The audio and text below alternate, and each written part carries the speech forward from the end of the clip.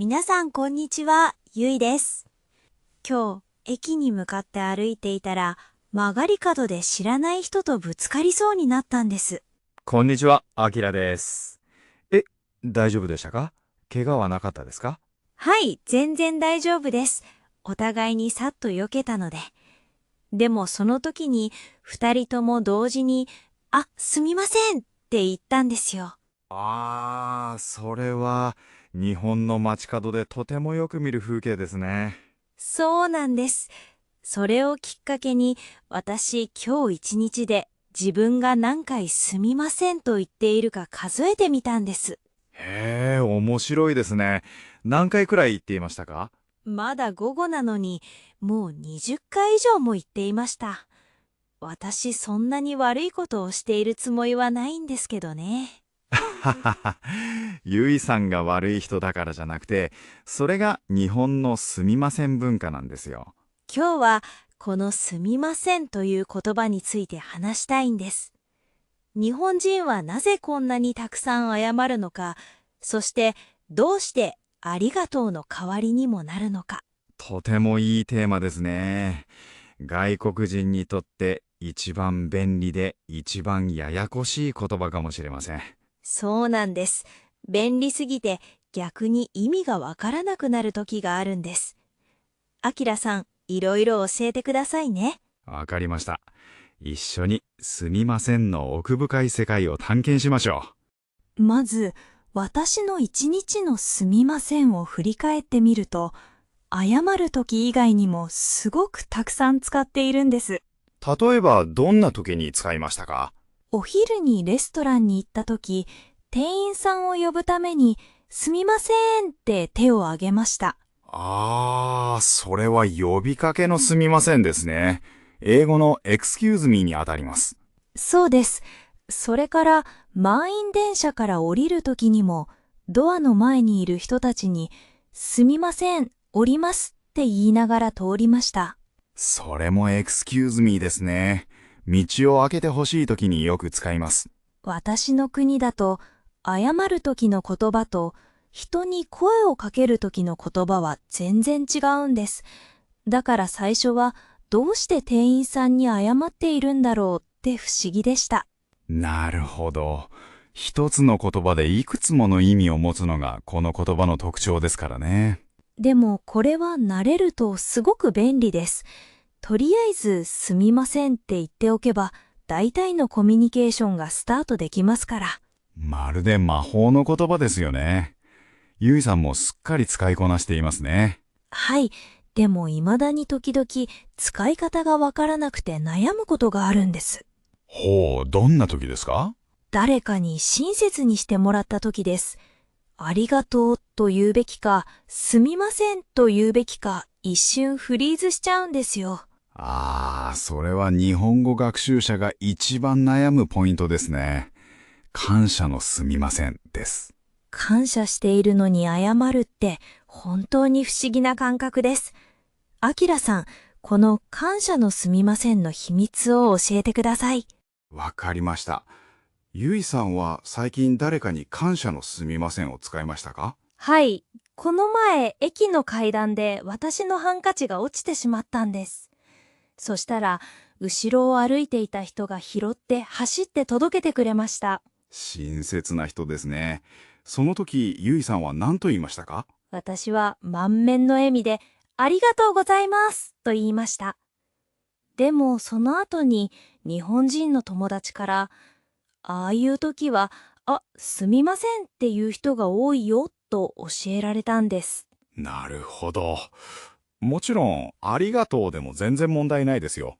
でも、確かに日本人はそういう時、無意識にすみませんと言ってしまいますね。どうしてですか？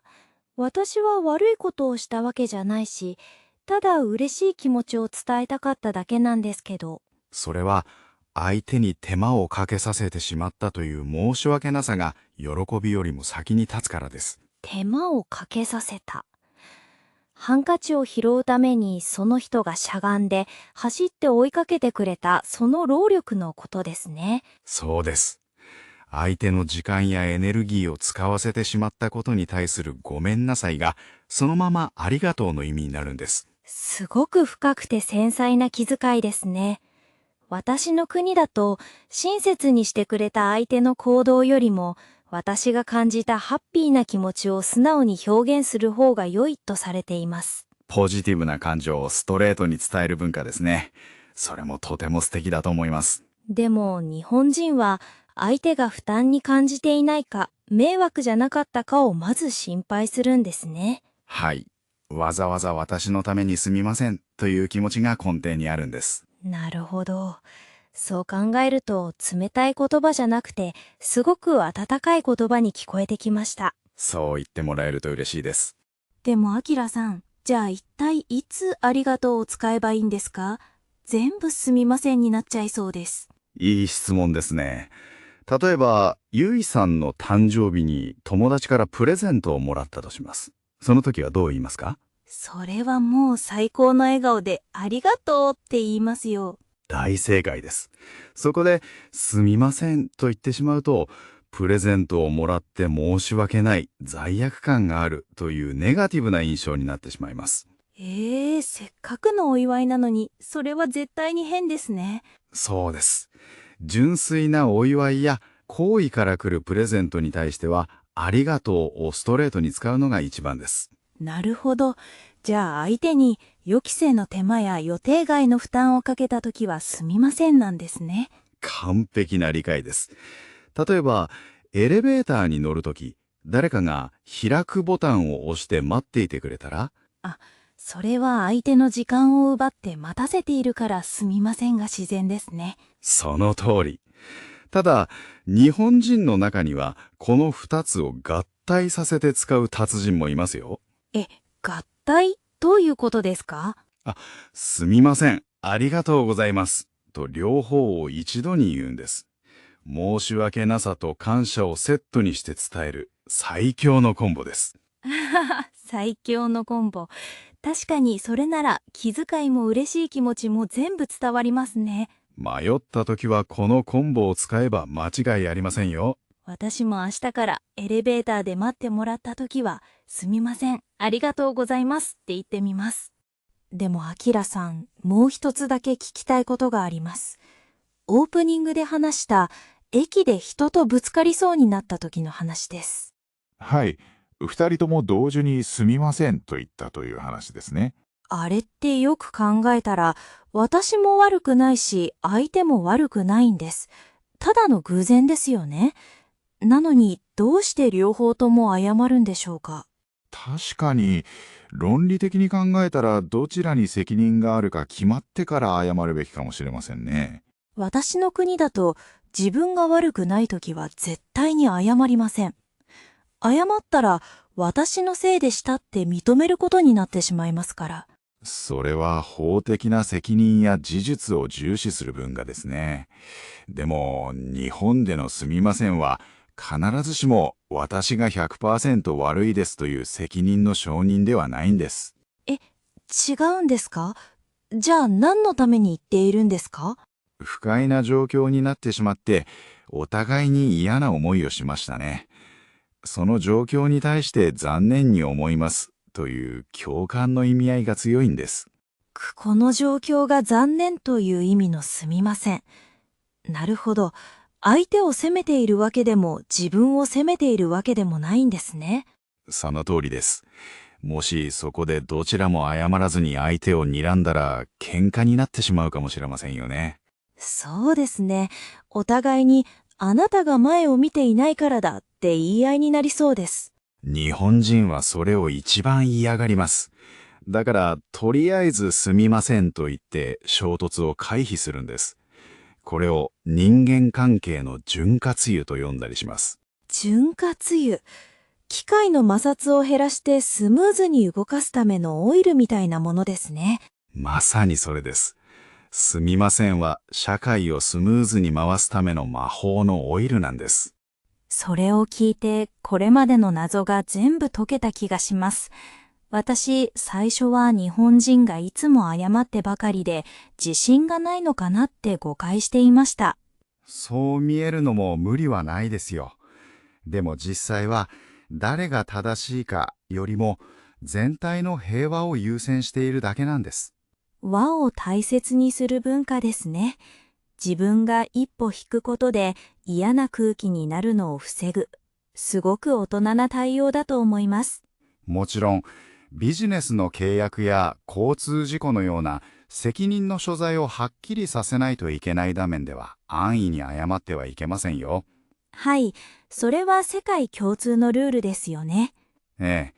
でも日常のちょっとしたトラブルならすみませんを使って平和に解決するのが日本でストレスなく生きるコツかもしれません。私も最近満員電車で足を踏まれても自分が悪いわけじゃないのにすみませんって言って席を移動するようになりました。それは完全に日本人レベルの潤滑油の使い方ですね。素晴らしいです。最初は悔しかったんですけど、相手と争うよりさっと謝って終わらせた方が自分の心もずっと穏やかでいられることに気づいたんです。ゆいさん、日本の文化を本当に深く理解してくれていますね。嬉しいです。